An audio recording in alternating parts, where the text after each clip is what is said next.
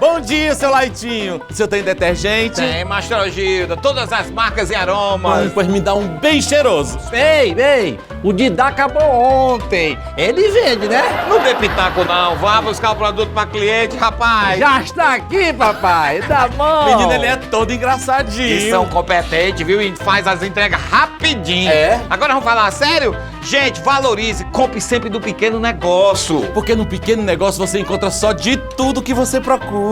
Gera emprego, tem um sempre perto de você. Tá aí, pertinho aí, ó, daí. Então não fresque não, Adamastor. Compre do pequeno. Compre do pequeno. Fique do lado de quem tá do seu lado. Sebrae, a força do empreendedor brasileiro. Vem pro Banco do Nordeste, aqui a gente faz realmente acontece. Uma parceria que você pode contar. Estamos aqui pra te ajudar a solucionar. Seja pra expandir, seja pra estudar, seja pra crescer, seja do que você quiser. Desenvolvimento é com o Banco do Nordeste. Acelerar para desenvolver. Banco do Nordeste.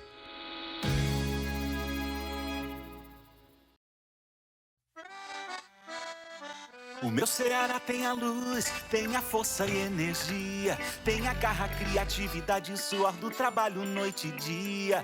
É assim meu Ceará, que até dá orgulho de falar. Avançando juntos, o estado só cresce, o trabalho não pode parar. Avança, Ceará!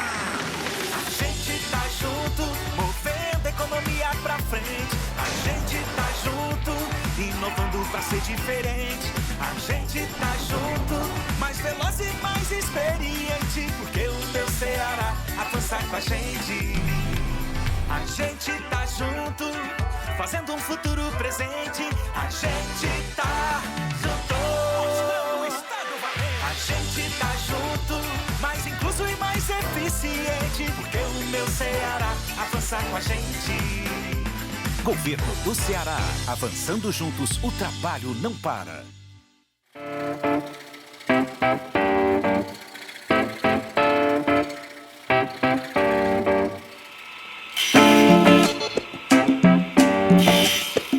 Eu trabalho desde 1997 e, para mim, a pastilha de coco, ela representa o meu sustento da minha família. O selo do Cearte, para mim, representa uma boa qualidade do meu produto. Eu me sinto muito feliz por ter o selo do Cearte, né? Eu espero que traga muita mais venda para mim e meu produto ser conhecido no mundo todo.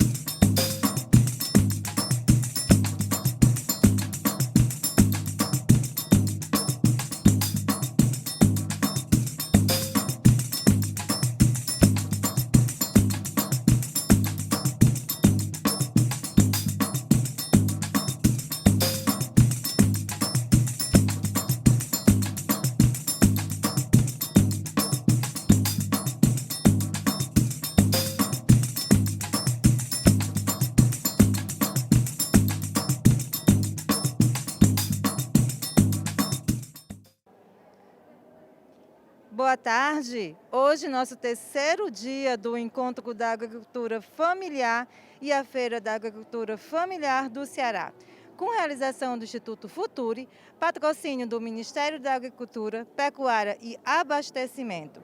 Convido para explanar o tema da palestra de hoje: Ações do Mapa de Apoio ao Desenvolvimento da Agricultura Familiar no Ceará, Ana Luísa de Andrade, chefe da Divisão de Desenvolvimento Rural da Superintendência do Mapa no Ceará. Por favor, senhora Ana Luísa, prazer, tá? O palco é seu. Obrigada. Boa tarde a todos. Boa tarde aos presentes e aos ouvintes. Então, estou aqui representando o superintendente da SFA Ceará, do MAPA no Ceará, Dr. Neto Holanda. Então, infelizmente, ele não pôde estar presente e eu estou aqui representando para passar para vocês aqui sobre as ações que o MAPA tem de Desenvolvimento da Agricultura Familiar.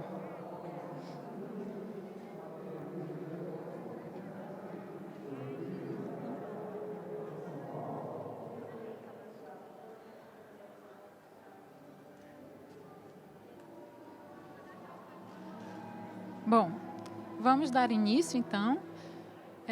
Quando a gente fala da agricultura familiar, né, a gente está falando de uma pasta muito importante do Ministério da Agricultura, que é uma secretaria dedicada só a isso, que é a Secretaria da Agricultura e Cooperativismo, a SAF, e que ela engloba todas as políticas de desenvolvimento da agricultura familiar.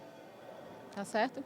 Então, eu destaquei aqui os principais programas, né, os principais programas que nós tocamos, sobretudo aqui no estado do Ceará. Tá? Essas informações, obviamente, estão no site do MAPA, tá bom? Mas eu vou dar destaque a essas que a gente toca aqui no nosso estado. Vou falar um pouco sobre DAP, né, que é o documento que identifica o agricultor familiar. Vou falar sobre o cooperativismo. Nós temos ações muito importantes sobre cooperativismo aqui no estado. Vou falar sobre o Selo Nacional da Agricultura Familiar, o SENAF. O programa de A Terra Digital. Tá? O Agroresidência, Terra Brasil PNCF, que é um programa muito importante que também estamos iniciando aqui a sua gestão enquanto UGE na superintendência. E comentar sobre PAA e PENAI, que são os programas de compra institucionais.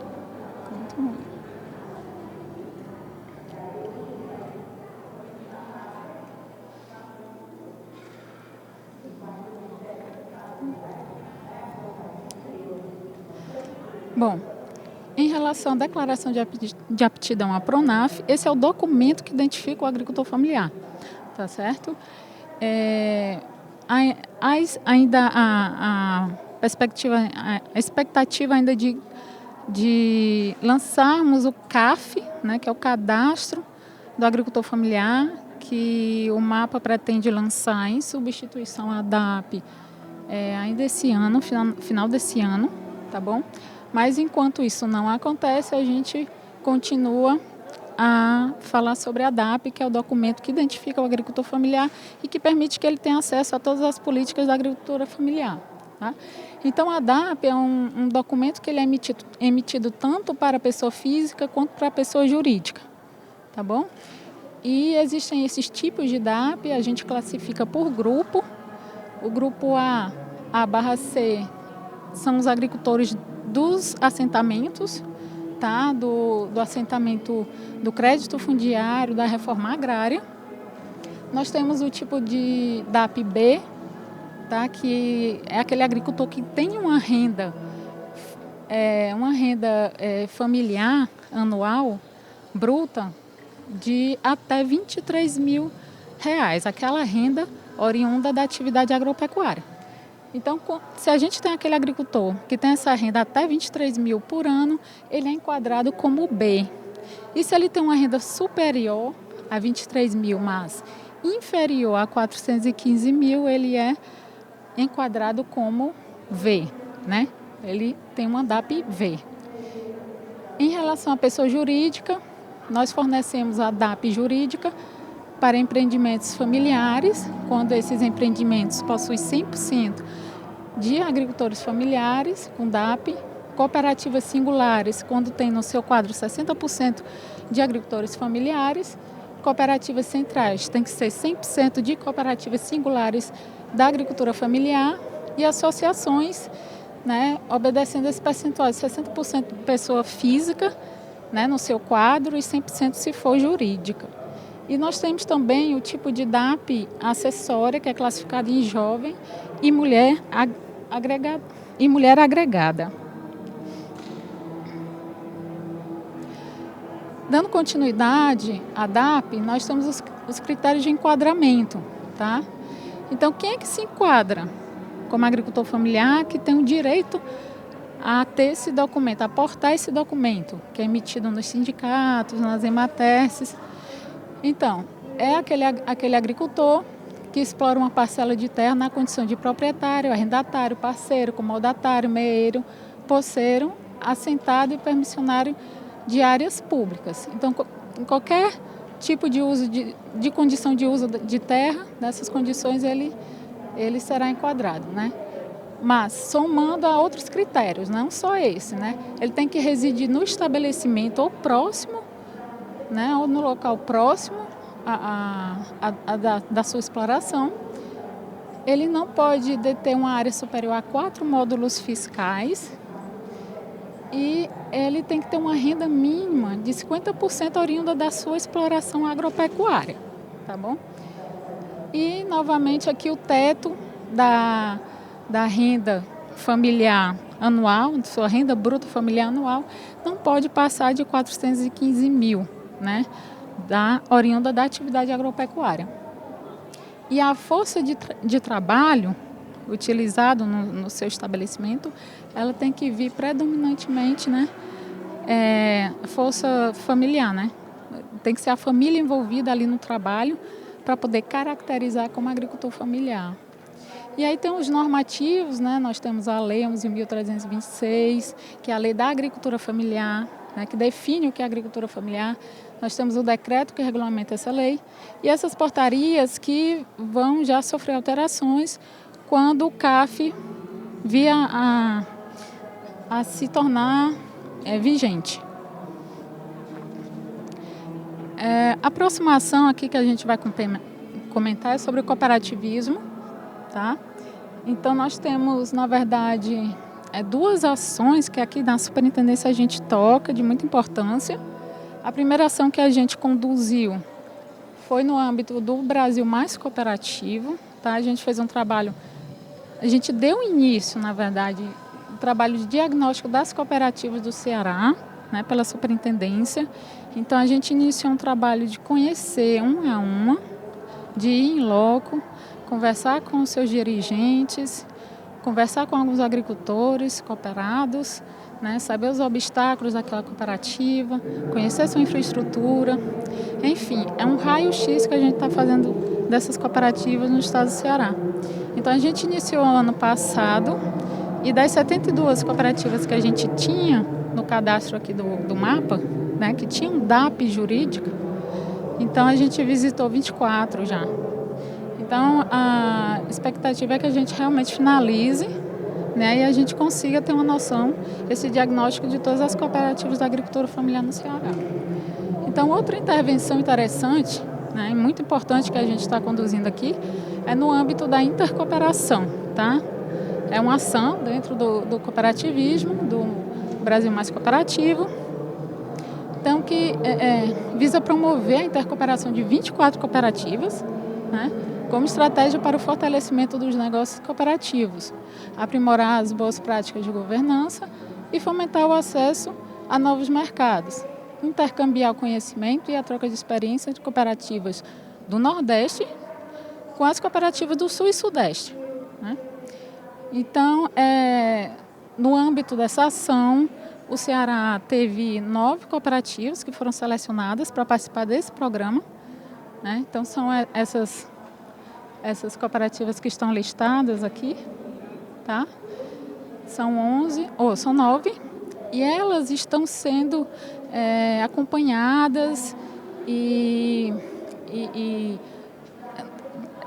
estão fazendo toda essa ação de intercâmbio com as cooperativas do Sul e Sudeste, tá? Então, nós temos cooperativas do Paraná que estão sendo mentoras, né, dessas nossas cooperativas. Então, no Paraná, nós temos a Copacol, Cocamar e Cooperante. Em Santa Catarina, quem está participando é a Aurora, Cooperville e Cooperja. E no Rio Grande do Sul, nós temos a participação da Garibaldi, Dália e Santa Clara. Então, essas cooperativas estão subsidiando as nossas, né, essa troca de conhecimento, e está sendo muito válido. Nós temos, inclusive, um destaque aqui da ação da Copenorte. Essa cooperativa ela está muito engajada e a gente está colhendo bons frutos, né, dessa ação de cooperativismo.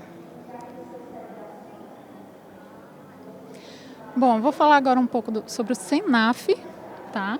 O SENAF é o Selo Nacional da Agricultura Familiar.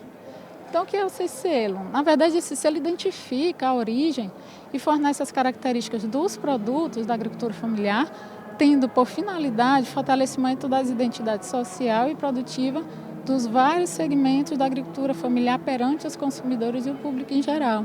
Então, assim, eu acho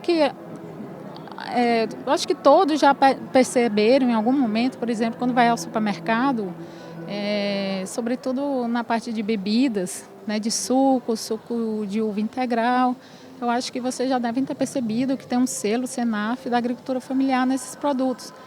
Então, tem um selo, tem o QR Code. Então, o consumidor ele pode passar o QR Code e, a partir dali, ele obtém todas as informações desse produto, do produtor, da origem, né, para garantir que aquele produto ele vem da agricultura familiar. Então, é um selo de identificação, tá? Então, esse cadastro hoje ele é todo digital, né? Então, o produtor, o agricultor familiar, tanto pessoa física quanto jurídica, pode pleitear esse selo. Basta entrar no vitrine da agricultura familiar e é tudo digital, informatizado. É só preencher um formulário e fornecer as informações lá solicitadas que você consegue o selo SENAF do mapa, tá?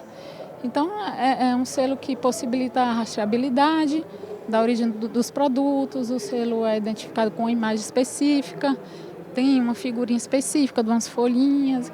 Então, assim, é muito bacana, agrega valor ao produto da agricultura familiar a obtenção desse selo SENAF. Então, a gente tem divulgado bastante, né? Muitas cooperativas já têm e os consumidores podem, sim, verificar isso já no supermercado, nas prateleiras, muitos produtos da agricultura familiar com esse selo.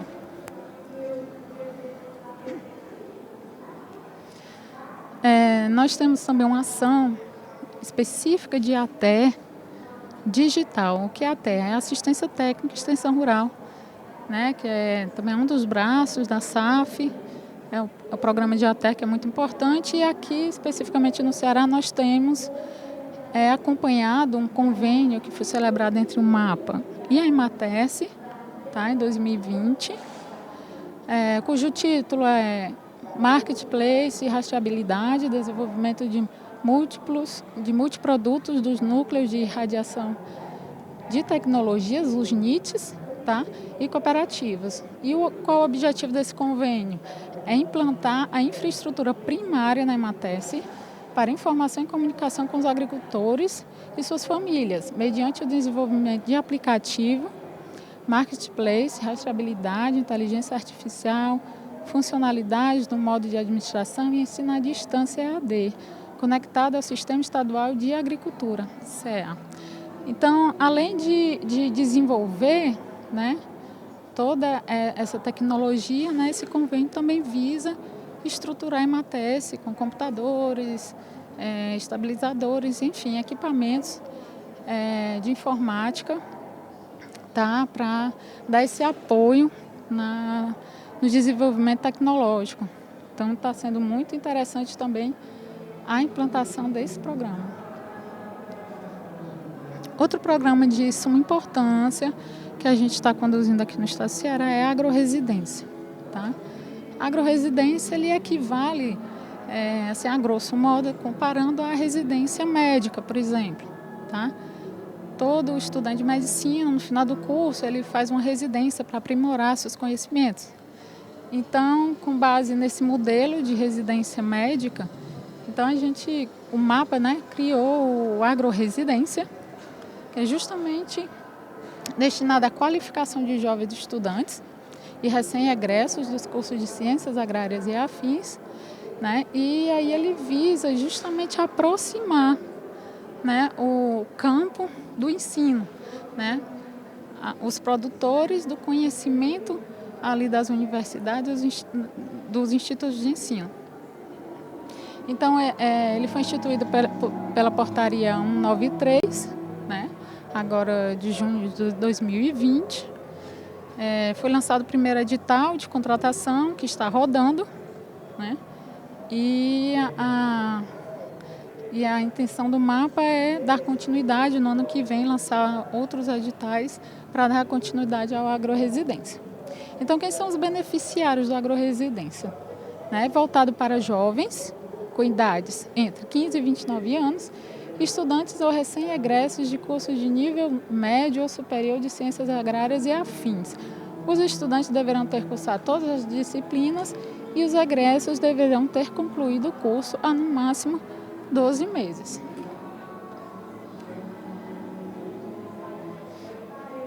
E o que é que a gente espera com esse agroresidência?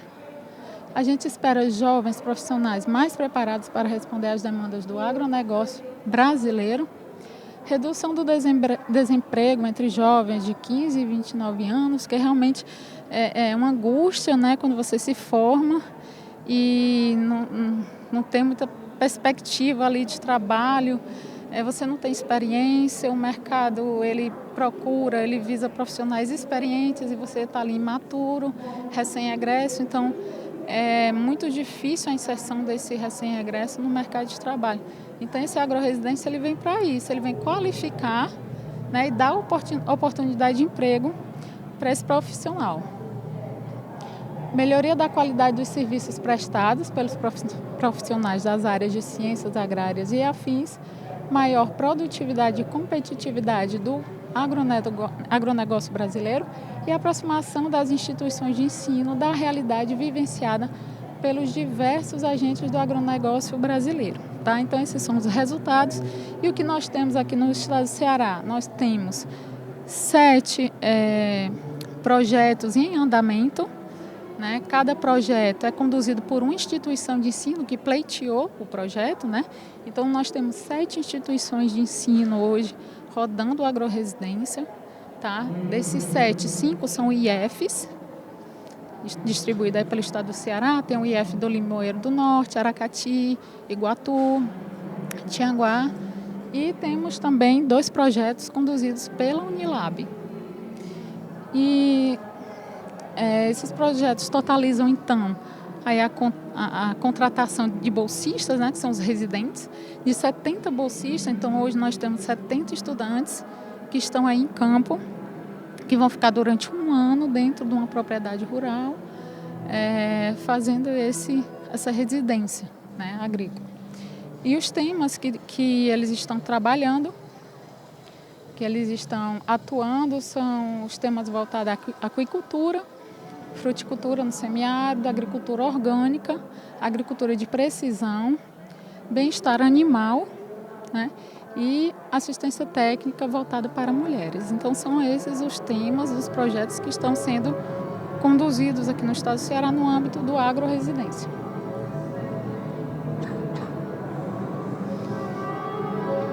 Bom, vou comentar agora o programa que é especial à superintendência, vem se dedicando bastante para poder operacionalizar de fato, né, via superintendência, que é o Terra Brasil, Programa Nacional de Crédito Fundiário, PNCF. Tá?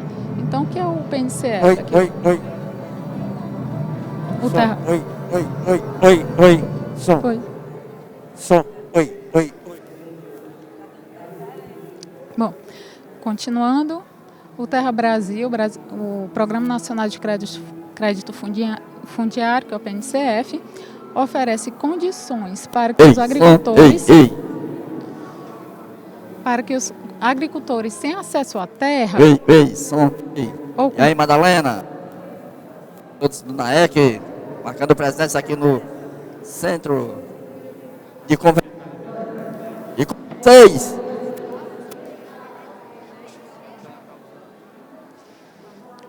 Bom, continuando. Então, esse programa oferece condições para que os agricultores sem acesso à terra ou com pouca terra possam comprar um imóvel rural por meio de um financiamento de crédito rural. Tá? Então, é um financiamento. Né? Quem é do meio rural, quem é produtor, que não tem terra e quer comprar uma terra para produzir, ele pode financiar através do PNCF, através do Terra Brasil. Tá? Além da terra, os recursos financiados podem ser utilizados na estruturação da propriedade e do projeto produtivo, na contratação de assistência técnica e extensão rural, até gerando oportunidade, autonomia e fortalecimento da agricultura familiar, alicerçado na melhoria da qualidade de vida, geração de renda, redução da pobreza, segurança alimentar e sucessão no campo para os agricultores familiares. Os recursos para o financiamento concedidos são oriundos do Fundo de Terra e da Reforma Agrária. Tá? Então, não é um programa de assentamento, é um programa de financiamento de terra e com foco produtivo.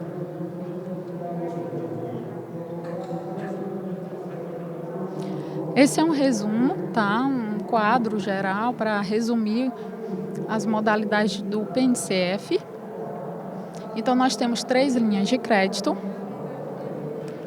E a última linha de crédito, PNCF Empreendedor, que é a novidade, que no PNCF ele infelizmente ainda não está operando, tá? Porque está ainda sendo regulamentado junto ao banco. Mas a gente tem a linha PNCF Social, né, que é para a região norte e área da Sudene. Então, é para agricultor que tem uma renda anual até 22.622, um patrimônio até 40 mil, né? Então, ele pode financiar até 158 mil, com juros de 0,5 ao ano, e ele tem bônus de 40% se for pago em dia, e tem carência também de 36 meses para começar a pagar.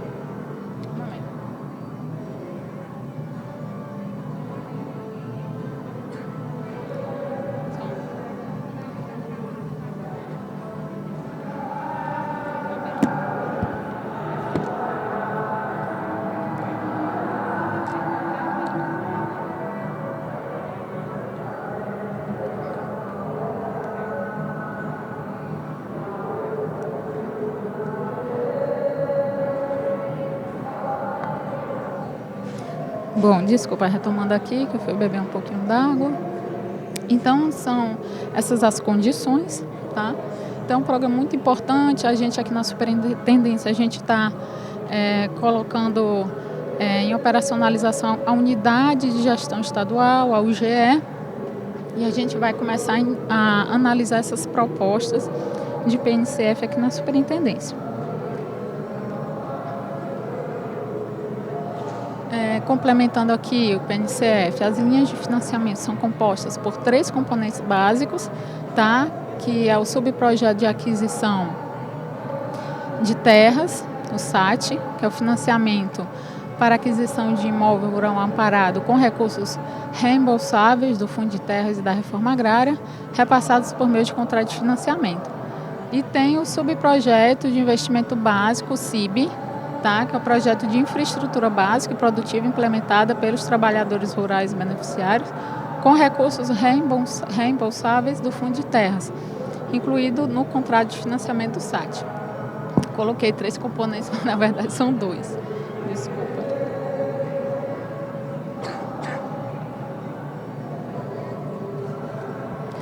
Bom, eu vou comentar agora sobre as compras institucionais, PA e PENAI. Começando pelo PAA, que é o Programa de Aquisição de Alimentos.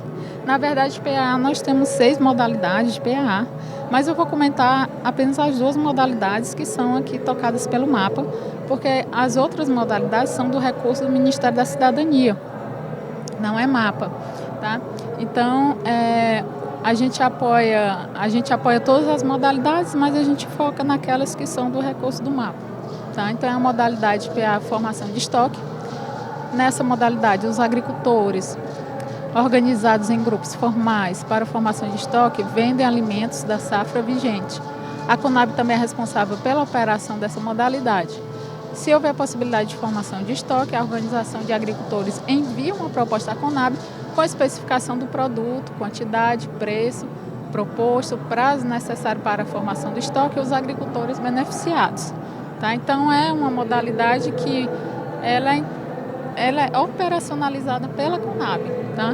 Então, ela visa formar esse estoque. E as organizações recebem um apoio financeiro para a formação de estoques de alimentos que posteriormente serão comercializados e os recursos decorrentes serão devolvidos ao poder público. O limite anual é de 8 mil por unidade familiar e de 1,5 milhão por organização fornecedora, né? Por cooperativa, por exemplo. Então, essa modalidade é coordenada pelo MAPA, tá? E operacionalizada pela Conab. E uma modalidade recente, né, que a gente tem trabalhado, que é a compra institucional. A compra institucional, ela permite realizar compras dos alimentos da agricultura familiar por meio de chamada pública, com dispensa de procedimento licitatório, para fins de atendimento das demandas de consumo de alimentos, de sementes e de outros materiais propagativos, por parte dos órgãos do órgão comprador, desde que respeitado o valor máximo anual por unidade familiar ou organização fornecedora, ampliando assim o acesso à aquisição de alimentos da agricultura familiar aos órgãos das 3 esferas do governo. O limite anual é 20 mil por unidade familiar e 6 milhões por organização fornecedora, respeitando os limites. Então, na verdade, trocando em miúdos, o PA, compra institucional, é como se fosse um PENAI, tá? Um PENAI, que é o Programa da Alimentação Escolar, mas dentro das instituições federais, dos órgãos públicos, que agora eles passam a ter a obrigatoriedade de comprar um mínimo da agricultura familiar nesse processo de compra de alimentos. Então, eles têm que comprar pelo menos 30%, né, da agricultura familiar. E essa aquisição, então, ela não é via licitação, tá? É via chamamento público.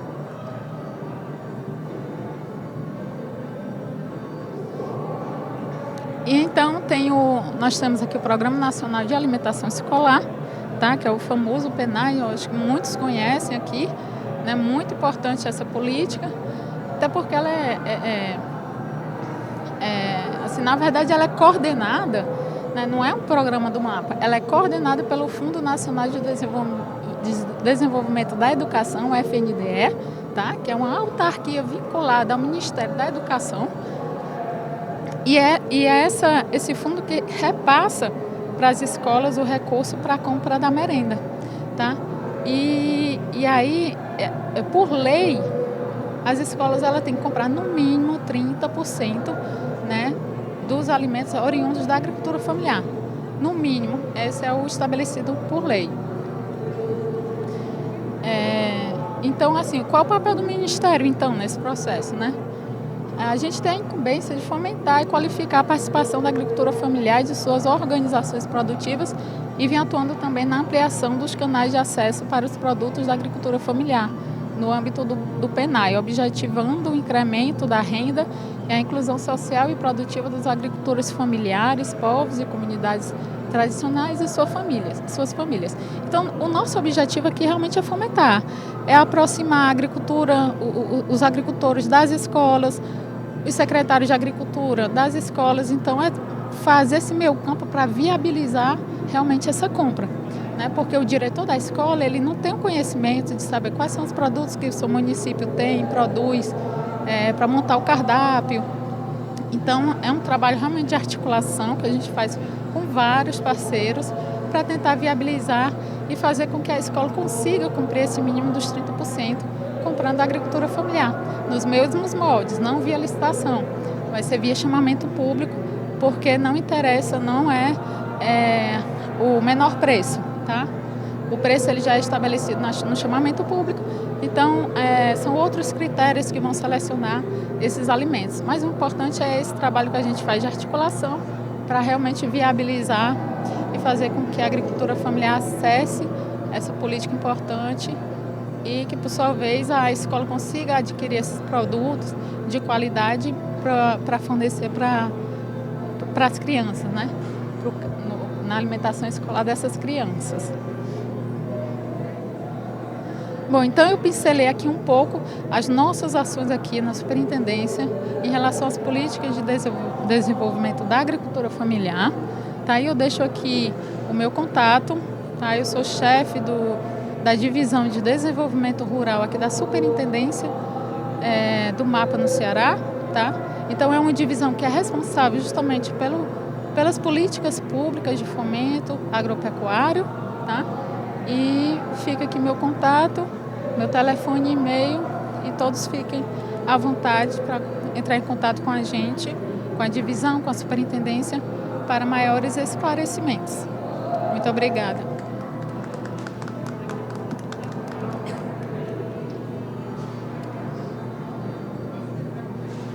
Obrigada. Oi? Ok, eu já vou fazendo a apresentação. Pronto. Boa tarde. Estamos aqui, né, com todo o prazer para apresentar uma palestra. A palestra com o nome de Empreendedorismo, Custos e Ganhos da Profissão. É um enorme prazer estar aqui para dividir o nosso conhecimento com todos vocês. Meu nome é Ana Araceli Lima Santos, sou instrutora do SENAC há 9 anos e a gente vai falar um pouquinho sobre empreendedorismo, sobre precificação, nós vamos conversar sobre mercado consumidor, mercado fornecedor, nós vamos conversar sobre essa visão, né, de produto, de mercado. Produto de mercado, né, que é tão importante, e a teoria e um pouco de prática também. Então vamos lá, vamos começar. Como eu já falei para vocês, meu nome é Ana Araceli. Eu sou muitas coisas, é uma pergunta muito difícil para se fazer. Quem eu sou, né? Mas eu sou economista, né, formada pela UFC, sou mestre em teoria econômica e, né, atualmente estou estudando psicologia, até porque o mercado tem muito a ver com a psicologia, tem muito a ver com o valor, né? O valor que a gente dá às coisas, né? No momento psicológico, né? E essa pandemia veio muito para mostrar para a gente que o preço, né? O preço também ele é baseado no preço emocional. Então vamos lá, missão de vida, né? Sempre quando eu dou alguma palestra eu trago missão de vida. Porque a missão de vida todos nós devemos ter, né? E como empreendedores, né? Como pessoas que estamos intimamente relacionados dentro do mercado, nós devemos fazer, cada um de nós, uma missão de vida. A minha missão de vida, né? Ser feliz mediante as circunstâncias e fazer diferença no meio onde vivo, ajudar na construção de um mundo melhor. Né? Então, parabéns, porque cada um está fazendo aqui o seu papel, cada um está fazendo, né, construindo o seu amanhã de maneira diferente. E isso é muito válido. Né? A gente tem que focar, né, numa missão, a vida, né, fazer por amor e sair do automático, né? Viver, não por viver, mas viver por algo maior. Nós vamos falar um pouquinho, eu trouxe para que a gente possa refletir um pouco. Todos os dias, né, pela manhã, na África, um leão acorda sabendo que terá de correr mais rápido do que a gazela, mais lenta, ou ele morrerá de fome. Já a gazela, toda manhã na África, a gazela acorda sabendo que terá de correr mais rápido do que o leão, mais veloz, para não morrer de fome. Então, assim, tanto faz se você é leão ou se você é uma gazela. Quando o sol nasce, é melhor começar a correr. Então, parabéns, porque cada um está vindo encontrar o seu espaço, cada um está construindo, né, a teoria, cada um está aqui para buscar um conhecimento e o meu prazer é estar aqui compartilhando o conhecimento com cada um de vocês. Então, isso não tem preço, né? Então, o mais importante é que todo dia a gente tem que correr. Todo dia a gente tem que inovar, todo dia a gente tem que criar, todo dia a gente tem que produzir, todo dia a gente tem que construir um mundo melhor. Então, tanto faz, né? Ser o leão ou a gazela, temos que correr. Empreendedorismo, né? Um pouquinho de empreendedorismo, já que o tema da nossa palestra é empreendedorismo, né? Custos e ganhos da profissão. Então, existem várias formas de empreendedorismo, né? Então, trazendo aqui um exemplo da Endeavor, né, que já foi desse ano, o empreendedorismo é a disposição para identificar problemas e oportunidades e investir recursos e competências na criação de um negócio, projeto ou um movimento que seja capaz de alavancar mudanças e gerar um impacto positivo. Existe, como eu estava falando, várias formas de empreendedorismo, não só a questão do empreendedor, né, a gente pensa logo em colocar o negócio, em fazer um produto criativo, lançar esse produto criativo dentro do mercado, né, mas não é somente isso, né, a gente pode empreender na empresa, a gente pode empreender dentro de uma ONG, né, uma ONG social, então a gente tem que sair da caixinha, né, pensar fora da caixinha, porque o empreendedorismo não é apenas isso, né? O empreendedorismo é muito mais, é fazer essa mudança, né? Gerar esses impactos positivos, envolver pessoas, né? E o intraempreendedor, né? O colaborador que busca criar e implementar ideias, possui a capacidade diferenciada de analisar os cenários, né? Ver as oportunidades que o cenário dá. Podendo fazer o seu ato criativo, né? A sua ideia inovadora. Então, assim, a gente pode empreender como estudantes na escola, a gente pode empreender dentro de casa, né? A pandemia veio e as pessoas puderam empreender, né? De acordo com as suas habilidades, né? De acordo com os seus hobbies, né? Então, isso é empreender, é enxergar. Então, resumindo, o empreendedorismo é enxergar a oportunidade, né? É colocar, né, a sua criatividade, a inovação, aproveitando o momento. Pode ter empreendedor apenas de momento, né? Como as pessoas, né, as costureiras que ficaram sem renda ou sem trabalho, puderam fazer máscara. A gente sabe que a máscara não vai ficar a vida toda, mas aproveita o momento para poder empreender, né? E o mercado. Nesse empreendedorismo, o resultado positivo, né, os ganhos positivos, o produto, né? A gente fala, está dentro do mercado, todos nós estamos inseridos no mercado. Alguém está oferecendo alguma coisa e alguém está comprando, né? E o mercado, ele é o espaço de troca, né? Nós estamos aqui na feira, tá lindo, tá belo. E aqui é um espaço de troca, troca de conhecimento, né? Tem pessoas aqui oferecendo seus serviços, a sua hora de trabalho, tem pessoas que estão oferecendo seus produtos, tem pessoas que estão oferecendo as suas ideias, né? Então, o mercado é esse espaço, né? Um mercado onde a gente faz a relação de troca, né? Mesmo que eu tenha carteira, né? Você que está assistindo agora, que tem a carteira assinada, você está oferecendo sua hora de trabalho, né? E a gente tem que estudar qual é o meu produto, né? No caso, esse é o serviço. Qual é o meu produto ou serviço? Esse oferecimento da sua hora de trabalho. Como é que eu faço para ganhar mais? Então, eu tenho que agregar valor à minha hora de trabalho, né? Então, aqui eu trouxe essa foto para representar, né? O que eu tenho em excesso, eu troco pelo aquilo que eu não tenho. Então, esse espaço, né? Esse espaço a gente tem que aprender, né? Tem que aprender muito com o espaço, com o cliente, com o fornecedor. E essas relações de troca estão intimamente relacionadas dentro desse espaço. Quais são as variáveis, né? Quais são os impactos, quais são o desempenho, né, que eu tenho que analisar dentro desse espaço. E nesse espaço, né, de troca, nós temos essa relação de preço, né? Essa relação de preço é uma relação que ela acaba tornando essa troca cada vez mais rápida, né? Porque eu tenho, né, o produto. Daqui que eu acho o produto, como eu tenho na minha foto anterior, o produto, né, que essa moça está com a banana, ela troca por livro, então essa é uma troca que fica mais lenta. Então esse vê o surgimento do preço, né, e o preço, que é a relação da troca. Então, assim, como tem na teoria do Karl Marx, a mercadoria sendo trocada por dinheiro e o dinheiro sendo trocado pela mercadoria para agilizar as trocas, né? Dando aqui um parêntese, assim, muito legal e muito atual, é a questão do Pix. Então, o Pix, né, ele veio e ele acabou tornando essas trocas cada vez mais rápidas. E o Pix, né, mais rápida, mais interessante economicamente falando, e isso vai impactar o mercado, já está impactando, né? O mercado, e vai impactar o mercado cada vez mais dinâmico, como os nossos consumidores jovens. Os nossos consumidores jovens, eles querem coisas mais rápidas. Então, assim, essa transferência e o pagamento das coisas, né, com relação ao Pix, fica cada vez mais rápido, né? Então, aqui é a nossa chargezinha, que eu gosto muito de trabalhar com charge, né? Putz, você comprou tomate, aí dividi em 4 vezes no cartão, não resisti, né?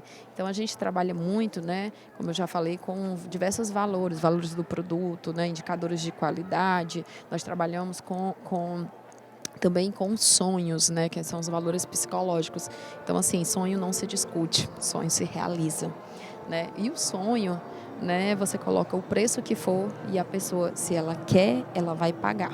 Então, se o mercado tem as pessoas que ofertam, tem as pessoas que compram, né? E essa compra, né? Essa compra do mercado, né, ela é baseada nesse preço. A gente vai falar um pouquinho mais adentro desse preço. Como determinar esse valor? Como determinar esse preço? Como gerar essa quantidade? Quanto é que eu vou cobrar? Nós identificamos, principalmente no microempreendedor, e alguma dificuldade, né, uma das dificuldades apontadas pela teoria é a dificuldade de colocar o preço, né, e principalmente quando a gente traz essa realidade para o artesão. A questão do preço, ele muitas vezes ele intimida, o preço ele tem um local muito interessante, porque quanto é que eu vou cobrar, né, pelo meu trabalho? Quanto é que eu vou cobrar por essas peças exclusivas? Quanto é que eu vou cobrar, né, por essas peças em produção em massa, né? Quanto é que eu vou cobrar se eu não sei calcular a questão da logística? Então isso é muito interessante, tem uma teoria muito extensa, tem um conteúdo muito extenso e assim, tem pessoas se dedicando, né, na construção de cada vez mais essa teoria. E a gente vai falar um pouco sobre isso, né? Vamos tangenciar esse conteúdo e a gente vai falar sobre isso. Então vamos lá. Eu trouxe aqui para que vocês possam reconhecer as etapas de vendas, bem rapidinho, né? Para dar um spoiler, o Senac tem muitos cursos, né, nessa área de comércio, então para vocês reconhecerem que nós precisamos cada vez mais estar antenados para as etapas de vendas. Eu preciso me qualificar para prover todas essas etapas. A primeira etapa são as ações de pré-venda, são aquelas ações que eu tenho que fazer antes do meu cliente chegar. Eu tenho que limpar, né? Eu tenho que organizar, eu tenho que fazer a geração do meu estoque, eu tenho que prover a segurança, o estacionamento, né, a climatização, eu tenho que investir em marketing para atrair o meu cliente para o meu produto. Essas são as ações de pré-venda. A próxima ação é uma ação, pronto, eu já organizei toda a minha loja, organizei todo o meu espaço, seja físico ou seja virtual, pelo e-commerce, que hoje, né, toda loja tem que estar de acordo com a modernidade, né? Então as empresas elas estão migrando para o e-commerce, mas, né, tem muitos clientes que ainda gostam de lojas físicas, de pegar, de experimentar, de passar pela experiência. E não é porque é o e-commerce que não vai ter essa experiência, né? Então a gente também tem que entender que o meu produto vai viajar, vai chegar até a mão do consumidor e que forma que ele vai ver esse produto, essa embalagem, que forma ele vai sentir, que forma ele vai cheirar esse produto. Então nós temos que também se preocupar também com essa questão da experiência de venda. Não é uma venda, é uma experiência de venda.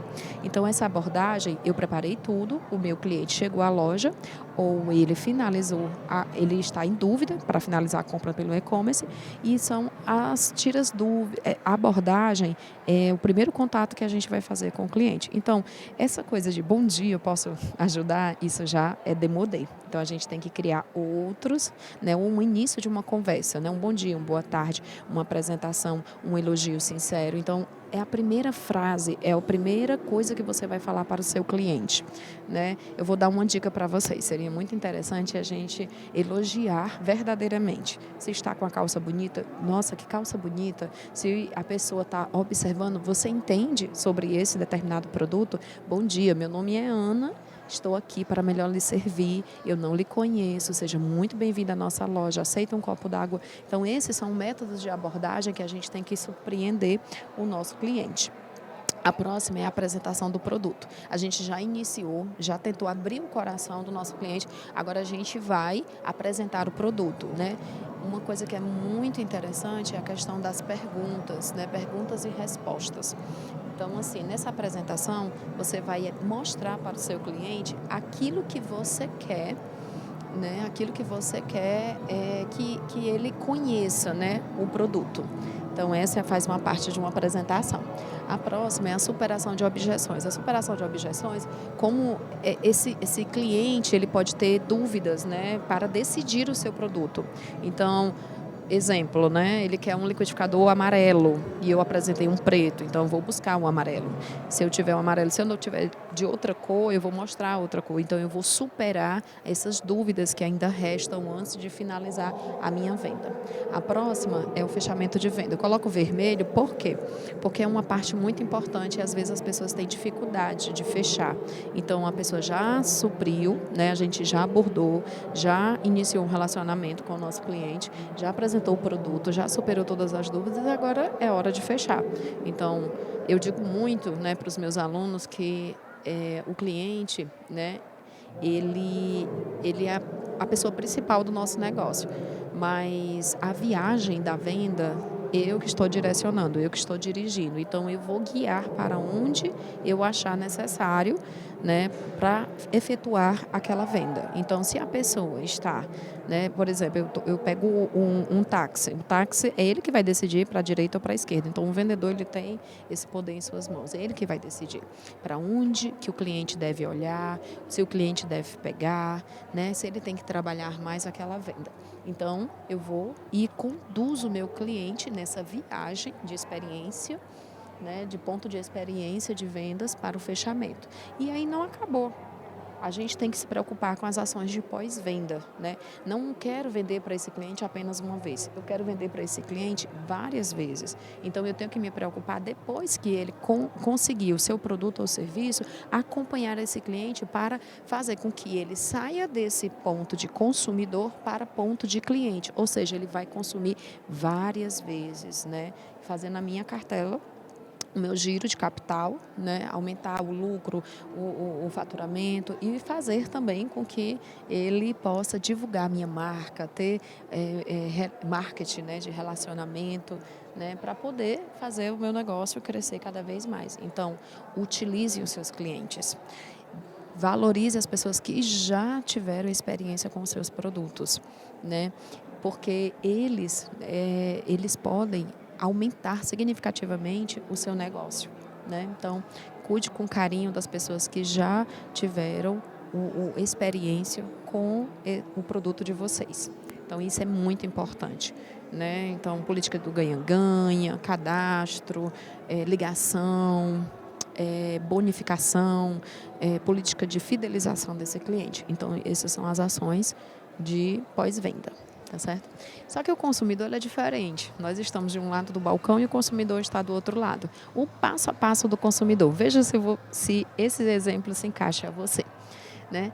Primeiro, a gente reconhece a necessidade. A gente compra pela necessidade. Então, quer dizer, a gente sai de casa, a gente começa a pesquisar o produto pela necessidade. Então, a necessidade nos leva ao desejo de consumir. Mas eu preciso de uma calça jeans, por exemplo. Eu vou entrar numa loja e vou atrás de uma calça jeans. Então, eu tenho a necessidade de ter uma calça jeans. Mas quando eu cheguei na loja, eu saí com 5 pacotes. Calça jeans, blusa, bota. Então, o que me levou foi a necessidade, mas a finalização da venda é o desejo. Então, primeiro eu tenho que reconhecer que eu preciso de algo. Então, eu preciso comprar. A segunda coisa, eu vou buscar informações. Eu preciso de calça jeans, então eu preciso estudar as calças jeans, eu preciso estudar marca, modelos, eu preciso ver o tingimento, eu preciso ver por que eu preciso dessa calça jeans. É para trabalhar, é para sair, é para ver um pôr do sol.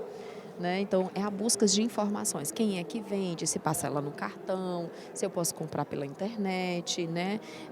As pessoas, né? Os meus amigos usam que tipo de calça jeans, o que é que está na moda, qual é a cor que está na moda. Né? E eu vou fazer a avaliação dessas alternativas depois que eu busquei essas informações. E nessa avaliação de alternativas, eu tomo a minha decisão. Pronto, eu quero uma calça jeans preta, né? Eu quero com essa calça jeans, né, do meu boca de sino, e depois eu vou tomar, pronto, naquela loja tal, tem a calça que eu desejei, né, tive a necessidade, depois desejei, busquei informações e agora eu decidi. Então, eu tomo a minha decisão. Eu faço a compra. Do mesmo jeito, do lado do empreendedor, né, do lado do vendedor, da loja, não acaba aí. Finalizei a compra. Depois que eu finalizar a compra, eu faço uma avaliação. Poxa, mas a vendedora não me tratou muito bem. Poxa, essa calça não durou tanto tempo do que eu desejei.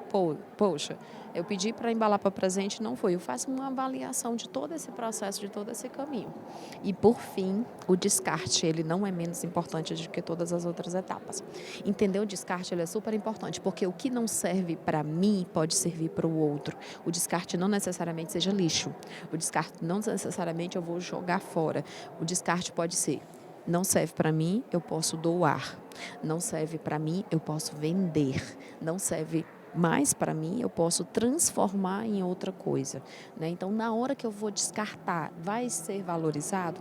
Por exemplo, tem pessoas que compram já um carro novo, já pensando na hora que vai vender, para que ele não seja muito depreciado e eu possa retornar um dinheiro para mim. Tem gente que decide celular assim, tem gente que decide roupa assim. Poxa, eu vou pagar caro, mas vai ser, né, vai durar muito tempo, né? Então, essa é a forma, né, que a pessoa pensa nessa relação do descarte, né?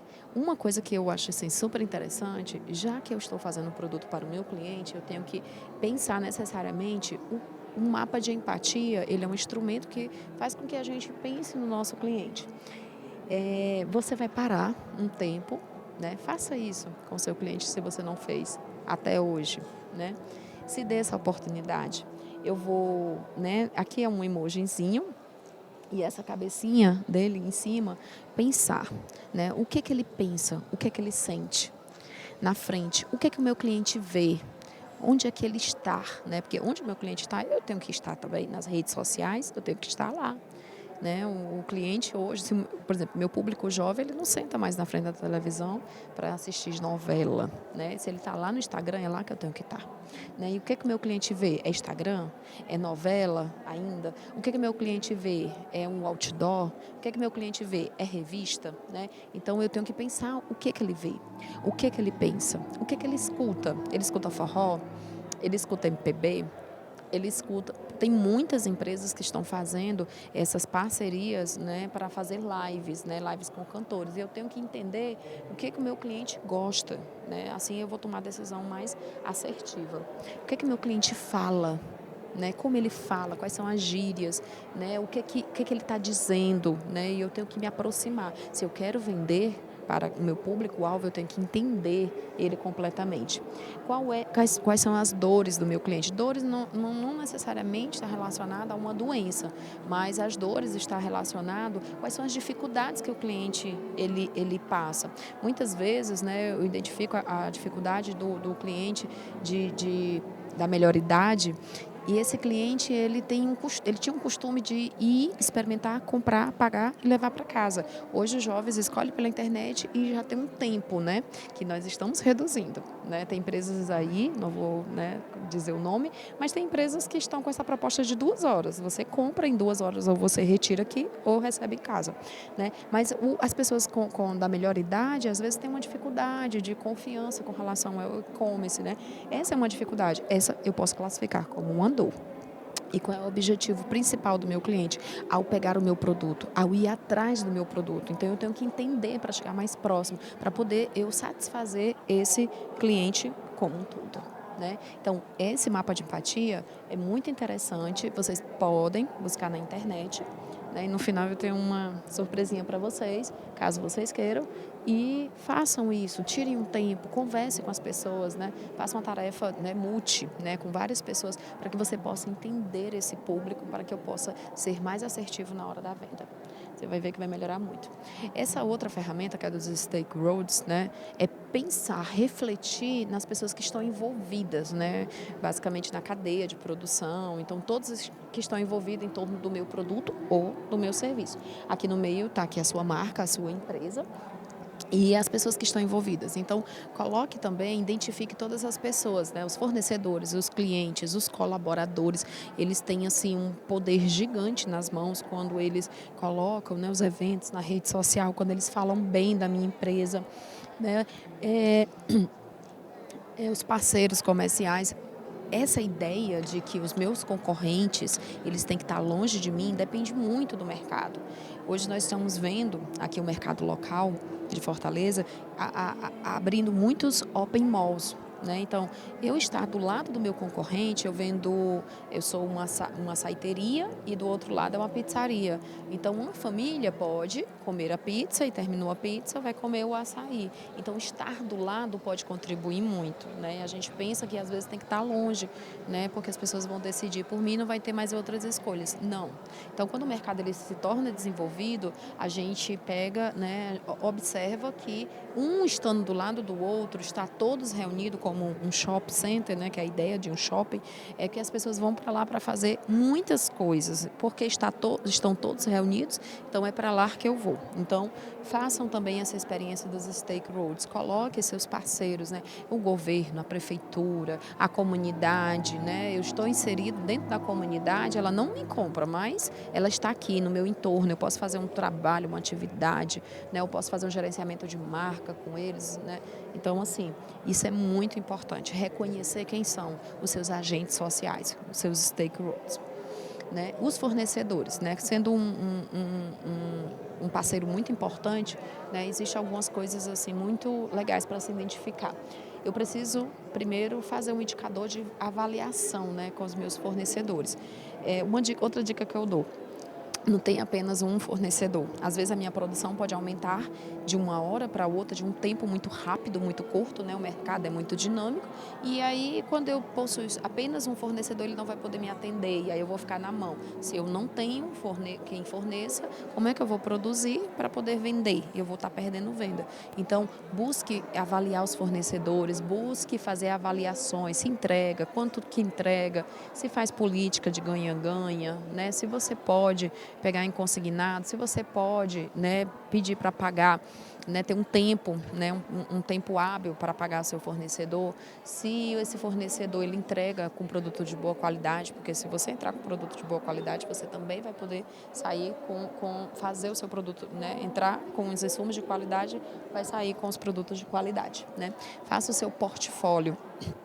Né? O portfólio é conhecer também as outras marcas, não se feche muito no mundinho. Muitas vezes quando a gente é micro e pequeno empreendedor, a gente acaba se fechando muito no mundinho e acaba acordando 5 horas da manhã e dormindo às 3 horas da manhã, fazendo tudo pela empresa e às vezes não olha para o lado, né? Então abra um portfólio, veja a concorrência, veja, né, os outros fornecedores, né?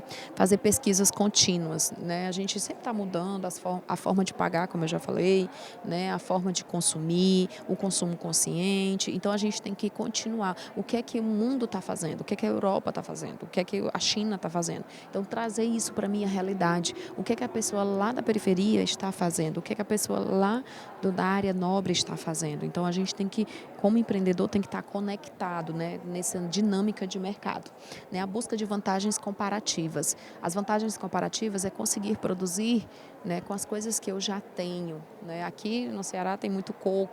Se o meu produto é de fibra de coco, eu já tenho uma vantagem comparativa, porque o coco fica aqui, é próximo, né, a produção de coco. Então, trabalhar com isso, né, para que torne o meu produto, a produção do meu produto mais barata, aproveitando o local, aproveitando a disponibilidade. Reestruturação do negócio. Nunca se feche no negócio e eu vou ficar só com isso, porque a teoria mostra que muitas empresas acabaram, né, falindo por conta de se fechar e não houve tempo hábil para reestruturar o seu negócio. Então, assim, não se feche, não tenha medo. Sempre que necessário, reestruture o seu negócio. A política do ganha-ganha, você vai ganhar atraindo novos consumidores, né? Então, por que não agradar? Por que não mimar os seus clientes, né? Fazer sempre a política do ganha-ganha também com os fornecedores, né? Olha, se você me trazer mais rápido, né? Eu vou poder comprar um pouco mais, eu vou poder vender. Se você me der um tempo hábil para pagar, então pensar nos seus fornecedores também na política de ganha-ganha. E o JIT, que é uma ferramenta japonesa, que é o Just Time. Então, por que eu tenho que armazenar esse produto? Por que não conversar com o meu fornecedor para que ele possa entregar no momento que eu vou utilizar? Assim você pode economizar muito em armazenagem. Se os seus insumos é de refrigeração, vai poder economizar na energia elétrica. Se o seu insumo precisa ficar num galpão, você pode economizar com segurança, né? Com todo aquele sistema de segurança. Então, Just Time é receber na hora que você vai vender, né? Na hora que você vai produzir. Né? O preço. Vamos falar um pouquinho do preço, que é um assunto assim, a alma dessa palestra. né, o preço, o valor que se paga, né? Se você ainda trabalha com deixar o produto e não receber o dinheiro, então nada aconteceu. A venda acontece quando eu deixo o produto e eu pego o dinheiro, né? Eu recebo um valor monetário por conta disso, né? Então, o valor que se paga ou que se recebe por algo, quantia que estabelece o valor do que se pretende vender ou comprar, valor, importância, qual é o preço, né, de tal produto ou de tal serviço, né? Eu lembrei aqui, por exemplo, tem cabeleireiro que a gente paga R$15 pelo corte de cabelo, mas tem cabeleireiro que cobra 200, né? Essa diferenciação, essa amplitude muito grande, um que paga pouco, né? Um que cobra pouco e outro que cobra muito. Não, o valor está embutido aí, o valor ele está inserido. Eu vou pagar R$200 porque a pessoa tem um nome, eu vou pagar R$200 porque a pessoa tem uma técnica, eu vou pagar R$200 porque está num salão e um local mais acessível, né? Então, isso tudo tem a ver com o preço, né? Então, o que se recebe por o resultado de um sacrifício, penalidade, a felicidade tem o seu preço, né? Então, a gente vai falar um pouquinho sobre o significado do preço.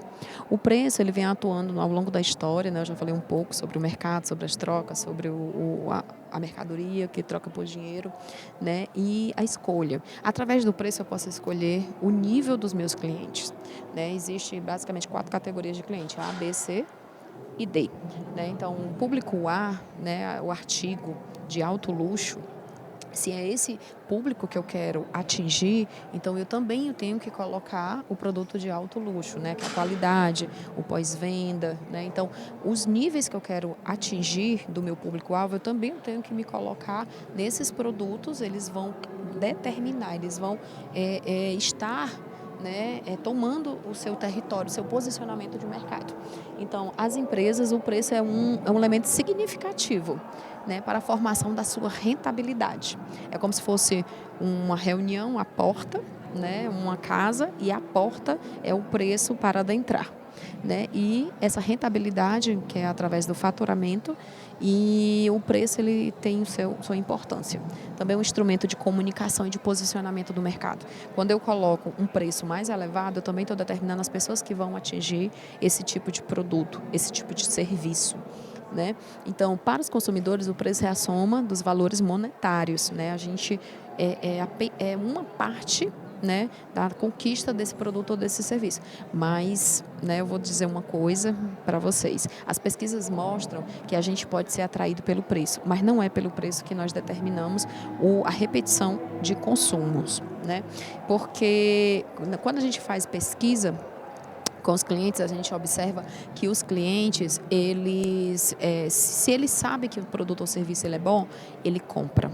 Ele faz propaganda gratuita, né? Se o atendimento é bom, ele volta, né? Então, assim, se você está atraindo o seu consumidor apenas pelo preço, pode ser que outro venha adentrar no mercado e coloque um preço mais baixo e o seu cliente, ele vai ser direcionado por um preço mais baixo. Você pode fazer essa política promocional, essa promoção, através da baixa de preço, mas a gente tem que atrelar outras atividades em torno dessa baixa de preço, porque a gente quer fixar o nosso cliente, mas não é o preço, apenas o preço que vai fixá-lo, né? Tem que ser aderido outros indicadores, né? Outros desempenhos. Para os consumidores, o preço é a soma, né, desses valores monetários e troca os benefícios que possui e usufrui de um preço, do produto, do mercadoria, do serviço. A precificação, né, que eu acho que assim é o que todos nós queremos entender. O preço, né, a formação de preço, né, nós temos também um curso chamado Formação de Preço, né? Essa formação de preço é uma técnica, né, que leva em conta alguns critérios, né, e algumas variáveis, algumas identificações. O preço da concorrência, muitas vezes, quando a gente coloca um produto no mercado, a gente quer ter referência da concorrência, mas às vezes esse preço está defasado, ou ele pode estar maior, ou ele pode estar defasado, que é um preço menor, né? O produto, será que tem muitos produtos substitutos? Por exemplo, né, todo dia de manhã as pessoas gostam de comer um pão quentinho, vai na padaria, mas tem substitutos para pão, tem a tapioca, tem o cuscuz, né, tem bolo, tem biscoito, né? A gente tem outros substitutos, então assim, o pão ele concorre diretamente com esses outros produtos que eu posso colocar na mesa. Mas se eu tenho um produto que não tem muitos substitutos, então o preço ele pode elevar, porque ele se torna quase que único naquela localidade. Então, por exemplo, se você está me assistindo de uma localidade com poucos habitantes e com poucos negócios, às vezes tem uma só pizzaria, vai colocar o preço que achar que deve colocar. Mas quando chega outra pizzaria próxima de mim, eu digo, opa, então eu tenho que maneirar aqui, porque agora eu tenho uma concorrência. Então o preço de concorrência faz com que baixe, também há uma baixa de preço, e isso é bom, porque ele baixa o preço, mas ele vai melhorar em outros indicadores, né? Na qualidade, na entrega, no atendimento, na embalagem, né? E isso quem sai ganhando somos nós, os consumidores, né? Isso faz um equilíbrio de mercado muito bom. Uma coisa que é super importante é o markup, né? E a margem de contribuição. Vou falar um pouquinho sobre o markup, porque o markup ele participa da formação de preço, ele é um dos que mais indicam, né, em torno dessa formação de preço. É um método, né, onde os players de mercado eles mais observam como é que eu vou precificar, né, o meu produto ou o meu serviço, né? Ele é composto pelas despesas fixas e variáveis, então a gente tem que fazer o levantamento das despesas, tanto as fixas, né, como as variáveis, do meu negócio como um todo, na produção ou no serviço, né? E pela margem de lucro estimada, né? Então, é você que vai determinar qual é a sua margem de lucro. E o somatório, né, dessas variáveis vai ser multiplicado pelo preço de custo, pelo preço de produção, e assim a gente chega no preço final. Trouxe aqui um exemplo para nós, para que a gente possa fixar esse conhecimento. Por exemplo, Melissa. Melissa tem um comércio de brigadeiro lá em Pereiro, né? Um abraço para o pessoal de Pereiro. Um negócio pequeno. Então, ela quer saber quanto é que ela vai cobrar pelo centro de brigadeiro. Então, eu coloquei aqui, né, o brigadeiro que está sendo produzido. Então, o markup, né, como vocês podem observar aí, esse markup, ele está aqui, né, 100 dividido, 100, né, embaixo no denominador, né? Digamos que esse 12, ele seja os impostos para produzir esse centro de brigadeiro. 8 seja as despesas fixas de Melissa, né? E 20, né, seja a porcentagem de lucro que ela quer pelo cento, né, de brigadeiro. Então, quando eu multiplico, o markup do centro de brigadeiro de Melissa vai ser 1,6666. Isso quer dizer o quê? Ela vai ter que achar o preço que ela consegue produzir. Claro que esse preço, o preço de venda ele tem que ser maior pelo preço de produção. E aí, o que é que ela vai fazer? Olha aqui, uma suposição que seja Melissa. Se ela chegou que R$20 é o centro de brigadeiro, então ela vai pegar os R$20, que esse é o preço de custo, é quanto é que ela consegue produzir um centro de brigadeiro por R$20, multiplicando por 1,6666, isso vai me dar um preço de 33,32 centavos. Então, R$33,32. Então, isso é uma formação de preço. É a que mais, né, ancora o mercado, né, o nosso mercado como formação de preço. Então, isso é o que mais... Existem outros métodos, mas é o que mais se vê, né, no mercado. A dificuldade está... Às vezes, a gente pega pequenos negócios que não sabe nem quanto que o preço de custo. Então, muitas vezes, né, a gente faz consultorias em pequenas empresas e a gente não consegue identificar que o pequeno produtor, o médio produtor, às vezes, não consegue chegar nem num preço de custo. Então, tudo tem que ser anotado, tudo tem que ser devidamente controlado, tudo tem que ser questionado, né, para que a gente possa chegar, né, o mais rápido num preço de custo, né, para não se perder tempo e dinheiro. Os elementos de preço, né? Aqui nós temos algumas coisas, né, sobre o preço. O preço ele traz o custo, né, da nossa mercadoria, ele traz também o preço da concorrência, que eu já falei um pouco para vocês, a característica de ser exclusiva, né? Se eu quero uma peça exclusiva, como a arte, né? A arte não tem preço. né? A gente, quando trabalha no mercado de artes, a gente, né, que eu acho que é a grande maioria do público que trabalha, né, porque o artesanato ele tem essa característica de ser quase que peças exclusivas, e a arte daquele artesão X, então essa peça exclusiva, então o preço ele já foge dessa regra do markup, né? As características do mercado, nós tivemos agora no tempo da pandemia, e o preço do álcool subiu, o preço da máscara subiu, então foi a característica do mercado que determinou esse aumento dos preços, porque nós tivemos mais demanda do que oferta, né? O valor percebido por esses produtos, né? Se eu percebo que, poxa, aquela blusa está muito cara e eu não percebo, por que eu vou pagar tão caro por essa blusa? Então, eu não enxergo esse valor. O consumidor ele tem que enxergar esse valor, né? O valor daquele produto ou daquele serviço, né? Então, vamos lá. Situações que podem preocupar nessa questão do preço, né? O lançamento do produto, às vezes pode ter um preço, né?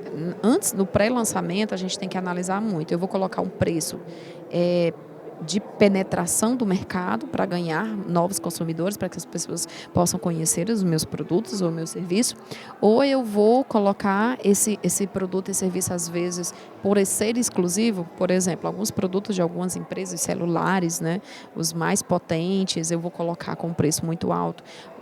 Os produtos tecnológicos, eles têm isso. Às vezes, entra no mercado com um produto muito, muito caro, porque ainda não está pulverizado, não está massificado essa questão dos produtos, né, da informática. E a alteração do valor dos insumos, nós estamos passando por um aumento, né, da gasolina, então quase todos os produtos utilizam, se não todos os produtos, utilizam da gasolina. Então, esses produtos, os insumos, eles aumentando, a gente também tem que repassar esses insumos para os nossos clientes. A mudança do processo. Às vezes, para produzir, eu produzo muito caro, mas eu compro uma máquina que acaba produzindo muito mais rápido. Eu posso, pela mudança do processo, baixar o preço desse produto, né? Essa questão do artesanato, né, não acontece muito isso, essa questão das máquinas, mas a questão, por exemplo, da alimentação, né, existem máquinas que faz a produção de pães, a produção de biscoitos, né, muito mais rápido. Então, às vezes, uma mudança de processo, né, produtivo pode fazer com que o preço baixe. A mudança de estratégia de posicionamento, né, de mercado, eu quero me posicionar numa região mais massificada, ou eu quero me posicionar, né, para um público específico, né, do turismo. A mudança de preço a curto prazo para chamar mais atenção, queima de estoque, por exemplo, liquidação, né, abertura de novos canais, né, consumidores. Então, eu quero chegar em novos mercados consumidores. Então, o preço ele pode impactar, né, um preço de entrada, né, em momentos de negociação também. Eu posso negociar essa margem de lucro, né, que vai impactar o markup, né, no momento de negociação. Então, o processo de precificação, eu tenho que definir os objetivos da minha precificação, eu tenho que fazer uma avaliação de resposta do cliente, porque não adianta eu estar me posicionando no mercado se não está dando um retorno. Então, o que está acontecendo? Meu cliente não está adquirindo por quê? Então, a resposta dele vai fazer com que eu possa dinamizar também com relação ao preço, né? Fazer o meu ciclo girar. O produto ele precisa ser produzido e sair. Então, isso é um giro de estoque, né, que a gente chama.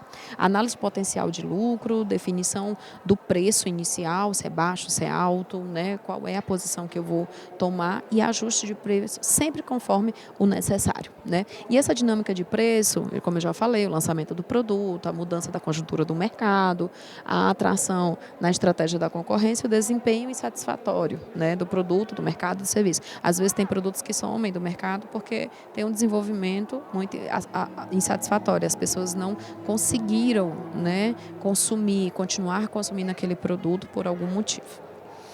O papel da concorrência na formação. Eu já falei um pouco para vocês, né? Existir vários concorrentes vai impactar com relação ao preço, né? Então, eu preciso conhecer a concorrência e sempre tentar fazer o meu diferencial. Então, quando eu identificar muitos concorrentes, eu tenho que me posicionar para ser diferente, né? Então, a pessoa vai decidir por mim porque eu sou diferente, né? Os meus produtos são diferentes, eu atendo diferente, eu embalo diferente, eu entrego diferente, Então, assim, tente no meio da massa, né? Porque o mar tá peixe, tá para todos os tipos, tem muito peixe. Então, o meu peixe ele tem que ser visto, ele tem que ser desejado. Então, eu estou no mar, mas eu tenho que aparecer, mostrar a minha marca, fazer diferente. Alguns, né, concorrentes, né, são muito fortes financeiramente, mas não se assustem, porque o Titanic afundou. Então, qualquer pessoa é passível de falir. Né? Então, assim, não olhe porque o outro é grande. Olhe o que você pode fazer. Né? Confie em você, acredite em você. Os concorrentes tiverem acesso aos mesmos canais de distribuição. Esteja sempre um passo à frente. O meu consumidor, meu concorrente faz Y, eu tenho que fazer Y mais um. Então, eu tenho que dar sempre um passo à frente. Né? Os concorrentes tiveram estrutura de custo, né, semelhante. Muitas vezes, a margem de lucro de uma pizzaria no mesmo bairro é quase a mesma. Né? Um detalhe, às vezes a pizza é do mesmo preço. Então, eu tenho que fazer diferente, né? Então, o governo também influencia muito nessa questão da formação de preço, porque tem taxa, né? Tem investimento, tem controle, tem tarifação, tem cargos sociais, tem um salário mínimo, né? Toda vida que sobe, eu vou subir nos meus custos fixos, então isso vai impactar. Tem políticas por setores, às vezes o governo está influenciando um setor e outro não.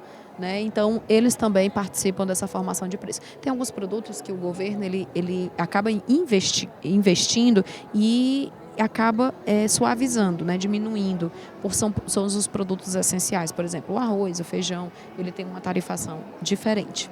Né? E a estrutura do custo na formação de preço. Então, proporcionar um maior lucro a longo prazo, né? Possibilite as vendas desejadas a esse preço, né, permita a otimização da capacidade produtiva e permita a otimização do capital investido.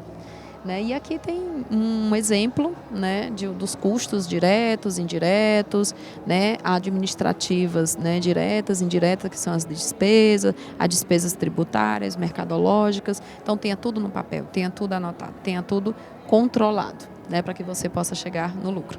Essa frase eu achei super interessante para trazer para vocês, de Mário Quintana, que diz assim: o segredo é não correr atrás das borboletas, é cuidar do jardim para que elas venham até você. No final das contas, você vai achar não quem você estava procurando, mas quem estava procurando por você. Isso fala muito sobre a questão da tomada, né, de espaço do cliente. Então, cuide do seu jardim.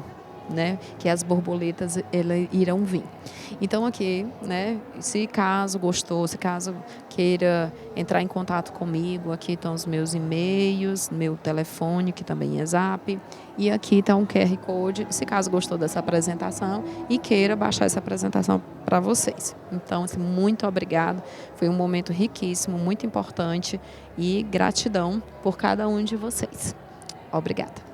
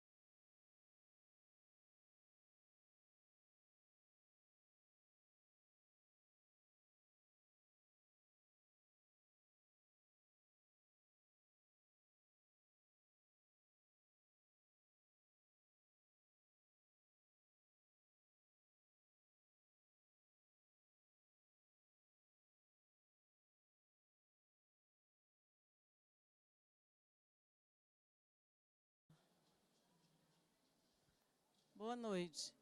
A gente está aqui para apresentar uma fala para falar um pouco sobre artesanato. E nós somos a Central de Artesanato do Ceará, que é uma coordenação da Secretaria de Proteção Social do Governo do Estado do Ceará. E a gente vem trabalhando com as capacitações de artesãos, né, ao longo desse tempo, e convidamos muitas pessoas para falar sobre o design e a tradição cultural no artesanato. É a Aldiane, que ela é diretora de capacitação e eventos da Associação Ceará Design, uniu os conhecimentos da formação em arquitetura e design para atuar no campo do design de produtos artesanais. É design gráfico, cenografia e na curadoria de produção de feiras e eventos. E a Jô de Paula, que é design de moda, de produtos, atua no mercado de moda há 24 anos, trabalhou no Rio de Janeiro e vem trabalhando com a SEARTE em outros departamentos aqui no Ceará há algum tempo. Ela não é cearense, mas está conosco há algum tempo. E eu gostaria de ouvir de vocês, meninas, sobre assim, qual é a posição de vocês sobre o design e a tradição cultural no artesanato. Como é que vocês veem isso? Como é que a SEARTE participa com vocês dentro deste tema? Eu queria, se é relevante, é um tema que eu acho relevante, eu gostaria de saber se vocês também consideram assim. Eu queria primeiro agradecer pelo convite. É sempre um grande prazer participar dos eventos que a SEARTE envolve os designers da cidade. E passar a palavra para a Jô, para a gente começar a conversa, e a gente vai desenvolver essa questão que a Lúcia falou sobre design e artesanato tradicional. Eu também queria agradecer o convite, é muito bom estar sempre participando dos eventos que a SEARTE promove, e a gente como designer é bom também estar em outros ambientes e conhecer e trocar um pouquinho as ideias. Então, para começar, eu acho que seria interessante a gente falar rapidamente o que é design, né? Porque muita gente não sabe, até para saber a importância, qual a importância do design no desenvolvimento de uma coleção. Então, pode passar o vídeo, as imagens. A primeira imagem, por favor. É só uma definiçãozinha para a gente ter uma ideia do que é.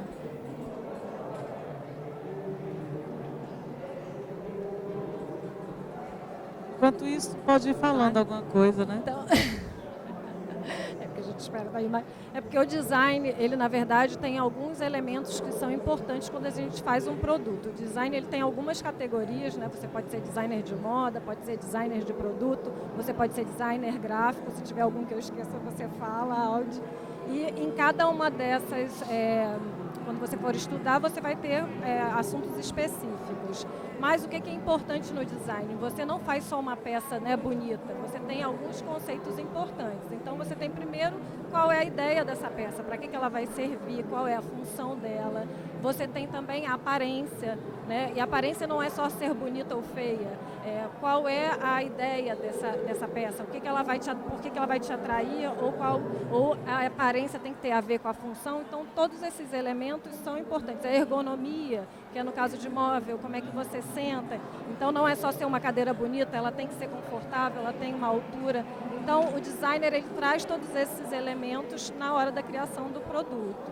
E aí agora a gente vai falar, né, a Audi vai começar a falar sobre a importância da cultura popular, né, nesse trabalho que a gente faz no desenvolvimento do artesanato. Exato, assim, complementando um pouco a fala da Jô, o design, a gente diz que tem todas essas categorias, mas na verdade o profissional de design ele estuda uma metodologia para solucionar problemas, sejam eles gráficos, de produto, de web design, design de serviço. Então isso que ela falou é muito isso. O design não é só esse perfume, é o que a gente sempre fala. Design não é perfume. Design, ele é solução de problemas e soluções que vão melhorar a vida daquela pessoa, daquela comunidade, daquela empresa, né? O conceito do design passa muito por isso. E a gente vem fazendo esse trabalho junto aos profissionais, né, de design e junto às empresas, às instituições, para cada vez mais mostrar esse trabalho do design como importante para a melhoria da qualidade de vida de um modo geral. E aí a gente chega no artesanato, porque o design entra fundamentalmente nessa melhoria da qualidade de vida dessas comunidades que normalmente estão no interior do estado, e a gente tem que ter um cuidado redobrado quando a gente vai intervir, principalmente nos artesanatos tradicionais. Na verdade é uma junção, né? A gente chega, o artesão ele já tem toda uma técnica, todo um conhecimento ancestral que está muito ligado à nossa cultura, e a nossa é como se fosse cada um tem o seu conhecimento, nós juntamos e vamos desenvolver. Mas o designer, o que ele vai trazer? Ele vai trazer uma visão de mercado, ele vai trazer uma visão de qualidade.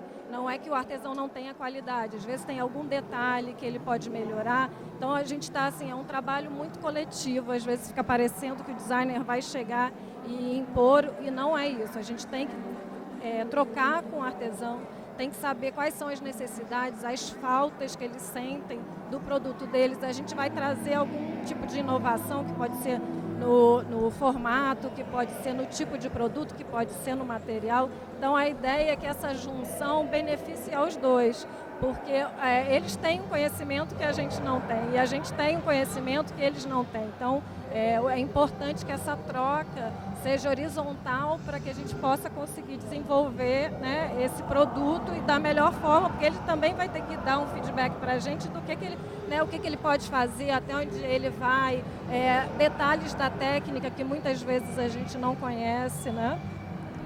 Todas essas questões envolvem o trabalho desenvolvido pela consultoria de design voltada para o artesanato. E a gente tem que levar em consideração também o tipo de a tipologia e o tempo que aquele grupo artesanal vem desenvolvendo aquele produto. Por quê? Porque a gente tem que tratar de formas diferentes, como eu falei, o artesanato tradicional do artesanato contemporâneo, né? Que já envolvem outras questões. O artesanato tradicional, realmente, o design vai entrar primordialmente em questões mais técnicas, como o quê?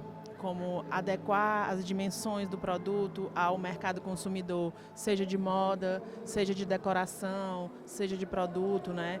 Pensar em soluções ergonômicas que facilitem a produção daquela comunidade, em produtos que vão auxiliar a produção. Na verdade, a gente não vai salvar a pátria de ninguém, nem vem com nenhuma mirabolância, né? Assim, você vai tentar entrar no desenvolvimento do produto para facilitar em algum momento dos processos para que aquela comunidade consiga gerar uma renda e aí sobreviver desse artesanato e aquela tipologia não se perder, porque é mais interessante para a filha da artesã estudar, não que seja uma coisa menor, e trabalhar num comércio ou em alguma outra atividade, do que ela continuar trabalhando com artesanato, porque ela não entende que aquilo dali vai gerar renda para ela, tem um retorno financeiro e a manutenção de uma tradição daquela comunidade, né? A gente vem, ao longo dos anos da modernidade, da Revolução Industrial, a gente vem perdendo muitas artesanias, vão se perdendo nesse processo.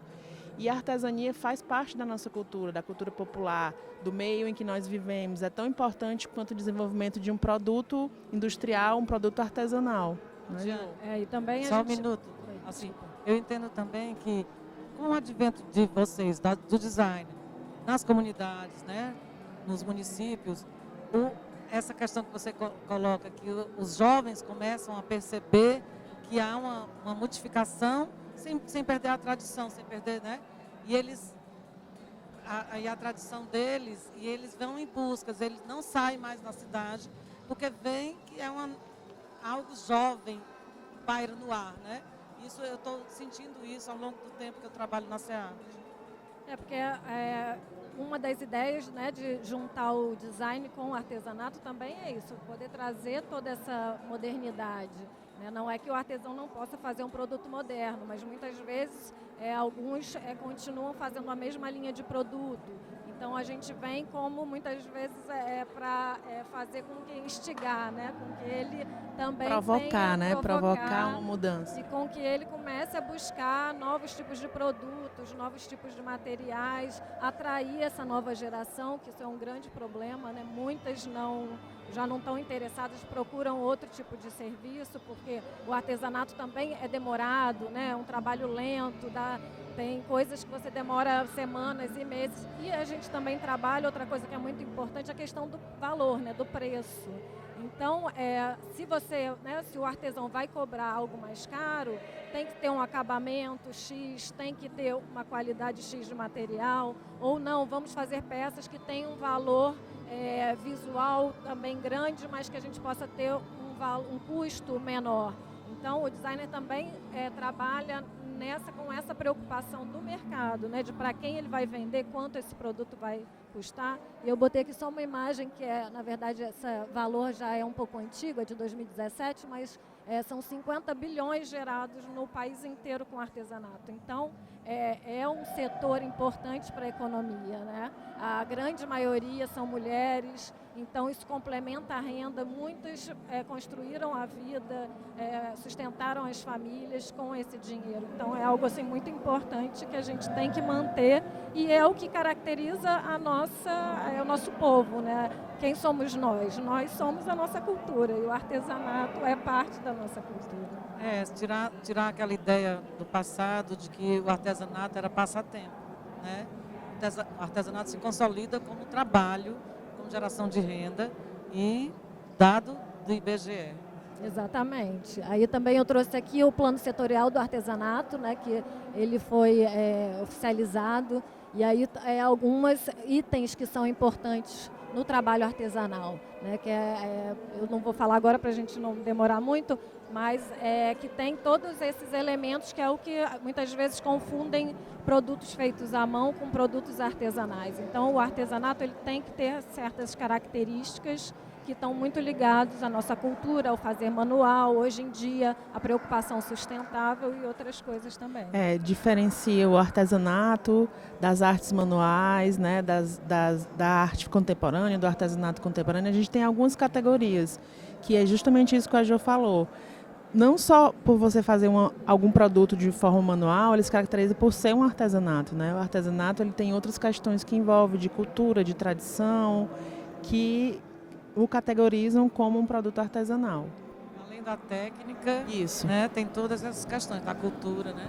Se você faz apenas um trabalho manual, ele não tem uma técnica e nem tem relevância cultural, né? Portanto, exatamente. Por isso que fica menos valorizado. E daí a grande importância também da apropriação cultural pelo artesão, né? E ele ter essa consciência de que o produto dele, qual vai ser o diferencial, é quando ele está ligado às culturas à cultura dele, às festas, às músicas, a todas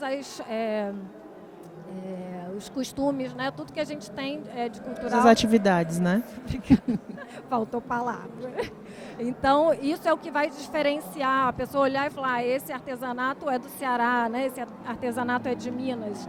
Então, a gente voltar a olhar, tem muitos artesãos que trabalham muito bem com isso, né? Mas eu acho que é uma coisa que a gente tem que reforçar muito como cidadão, não estou falando nem como designer, nem como artesão. O valor da nossa cultura é o que diferencia a gente. Você vê a música, né, como a gente é conhecido, e outras áreas também.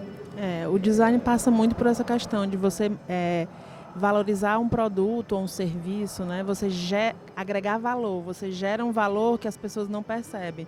A gente fala desses gatilhos e essa coisa de instigar o artesão a perceber isso e ver que muitas vezes pessoas de fora da comunidade valorizam até mais do que quem está naquele meio, porque as pessoas elas não foram educadas socialmente para valorizar essa cultura popular.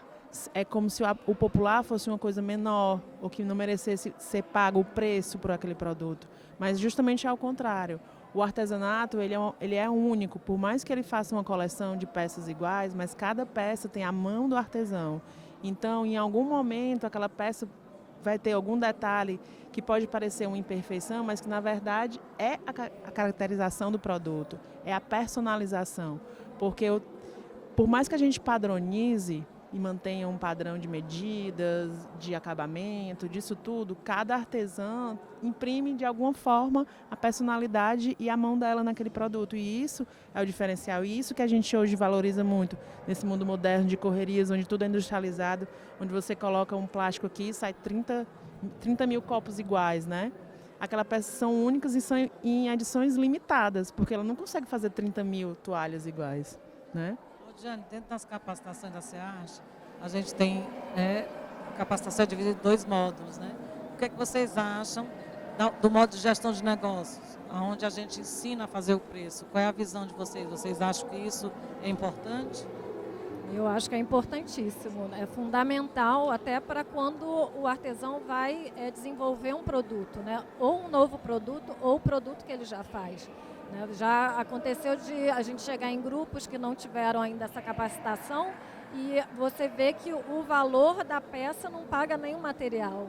Então, às vezes, o artesão tem aquela ilusão de que o dinheiro está entrando, mas ele não está sobrando, porque o valor não é certo e não é justo. Porque também quando você sabe o custo da sua peça, você passa a saber também o valor. Você sabe quanto você gasta de material, você sabe o tempo que você gasta de mão de obra. Então, eu acho que além de ter na hora da negociação, ele ter esse valor correto, ele também se apropria mais do trabalho dele, né? Isso. E esse trabalho de gestão passa muito pela questão do empreendedorismo, porque o artesão, por natureza, ele é empreendedor, porque normalmente ele não trabalha para nenhuma empresa. No máximo, ele vai ter um coletivo ou alguma associação que vai gerar aquele produto. Então, essa questão da gestão, que são esse módulo da SEARTE que vem em sequência do módulo de design, é importantíssimo para valorizar cada vez mais o produto e eles terem consciência que o empreendedorismo passa também por essas questões financeiras, de organização, de produção, porque você precisa ter uma organização para você conseguir gerar uma renda no final.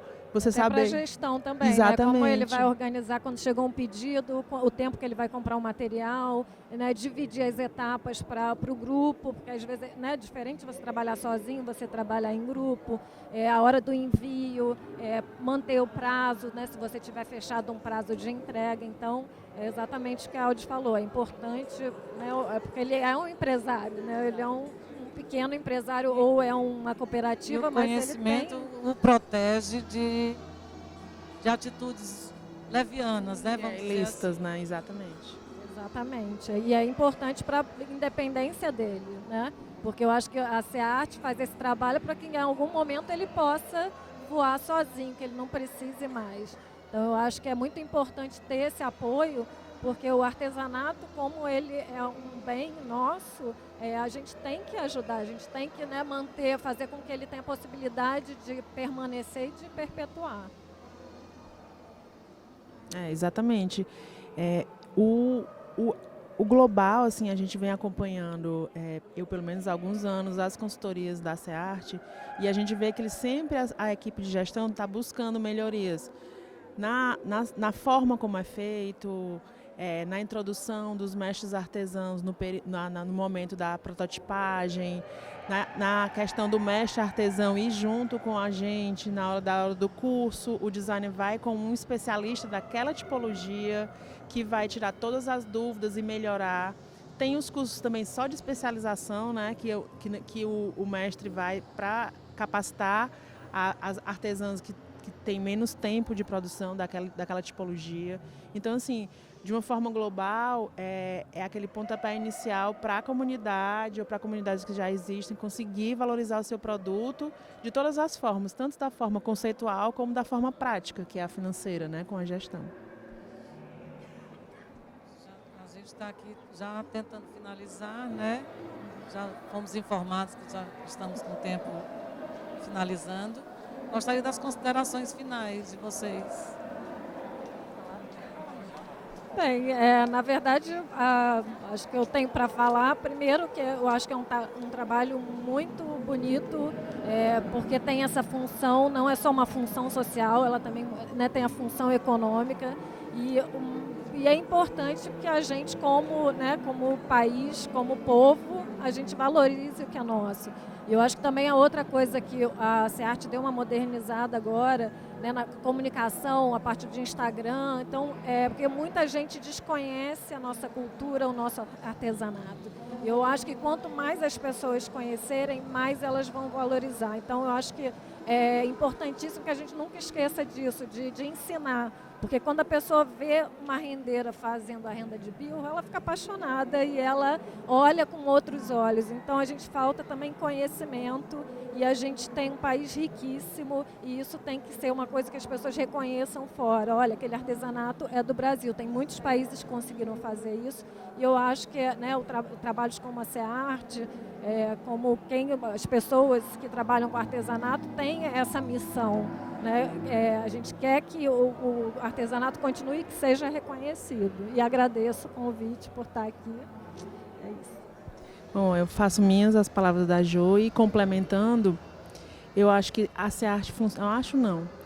Eu creio que a SEARTE funcione como você pensa em artesanato, um artesanato de qualidade, você tem a SEARTE como referência. Por quê? Porque existe toda essa preocupação institucional de valorizar o que é popular, mas de cada vez mais capacitar essas pessoas que muitas vezes não têm acesso a alguns tipos de informação e a gente, nós como profissionais que somos, né, da área do design, a gente busca cada vez mais está em todas as a gente chama o design é uma disciplina, é uma matéria multidisciplinar. Ele está em todo canto e por que não a gente investir no artesanato? Eu desde que eu me formei, que eu sempre busquei a cultura popular, o nosso regional. Então, assim, eu sempre me envolvi muito nesse tipo de trabalho com a SEARTE e com outras instituições, porque eu concordo com a Jo, que a gente tem que valorizar o que é nosso e a gente tem que apoiar instituições que estão valorizando isso. E aí, formar essa parceria que já vem ao longo dos anos, a SEARTE sempre tenta envolver novos designers. Eu que já estou há um tempo a mais, eu já vi muitas pessoas passarem por lá nas consultorias, gente nova, a gente está sempre contando com pessoas novas, pessoas que já fazem consultoria há muito tempo, né? A busca de parcerias com designers que estão com premiações, né? Tentar envolver essas pessoas que têm visibilidade nesse trabalho. Então, eu acho que isso tudo é importante e ela funciona como esse banco de memória, esse banco de história, né? Isso tudo. Isso é importante, a gente ter algum referencial para que os novos designers ou os artesãos busquem, porque o governo da gente tá para isso, né? Para valorizar as pessoas e os profissionais. Então, eu agradeço mais uma vez o convite e sempre pode contar comigo para essas atividades e outras. Então, uma boa noite para todos. Agradeço a vocês pela presença e aos ouvintes também.